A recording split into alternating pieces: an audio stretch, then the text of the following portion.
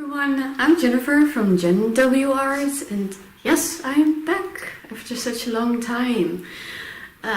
It's been a real long time, I think about 8 months, but it's good to be back, I suppose.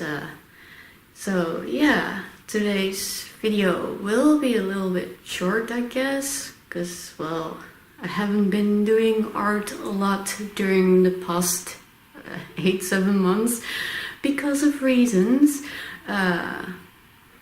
So yeah, today's video will be just a short little watercolor video and just to get back into things.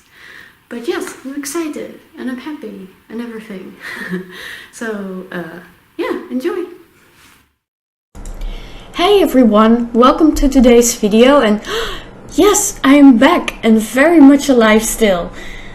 It's been a great while since I've last uploaded anything on my channel, and for this I'm really sorry, especially for the ones that have been waiting for new content from me. The reason is, well, 2018 has been a very eventful and interesting year for me, with a lot of personal changes that came with decisions I had to make, as I was just not happy with myself nor with the way my life was. So I decided to take a break from art and social media and take all the time I needed to find myself again and to put order to my life. So I started to go out way more than I used to, so I could have a bit more of a social life, as I got a bit isolated throughout the years. I picked up my old hobby of photography and took the tough decision to end my long-term relationship and moved on my own together with my little red 4-ball Eddie. So I'm not totally alone. But yeah, the new situation took some time for me to adjust to, and yeah, I'm slowly getting there. So right now I'm doing great and have zero regret of the decisions I've made last year, and really have come to enjoy life again. So yeah, it's really great to feel excited about things again and to have put everything in perspective and to have found some inner rest so I can go back to do the things I love. A couple of months back I started doing commissions again and slowly got back into my usual art, so I felt now was it the right time to come back to my channel and start creating content again for you all. Like I mentioned, I haven't been doing a lot of art since I've last uploaded here, so the piece you're watching me painting here is from early 2018, I believe. I'm working on filling a watercolor sketchbook, of which this was one of the little illustrations that I did in there. I remember I wanted to challenge myself by using very limited colors and see if I could manage to create something decent with that.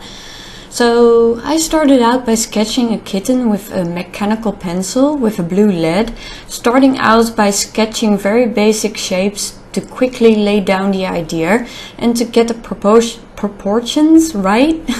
After that I sketched in some more detailed features such as the ears, eyes, snout and the toes. For the background I felt like doing something more illustrative, like a partial background, so I used a epoxy sculpt bucket to draw a circle in which I wanted to create my magical forest background. After I'm done creating my sketch, I lightly erase it and go over it with a water-resistant fineliner pen, in this case the Kuretake Mangaka pen, to create line art for my illustration. Then I use my Molotow liquid masking fluid marker to mask all the details in the background and the cat that I want to keep white. When the liquid is dry, I can start painting in the background with a French ultramarine color. To add some texture and magic to the background, I used salt and a gold metallic watercolor, so my background would gain a bit more interest. When the paint is dry in the background, I remove the masking film and get some nice white trees and butterflies. I tidy up the harsh edges with a colorless blender marker, and with white ink I add some more details as extra twigs and sparkles. For the cat I am using a brown ochre and the French ultramarine colors.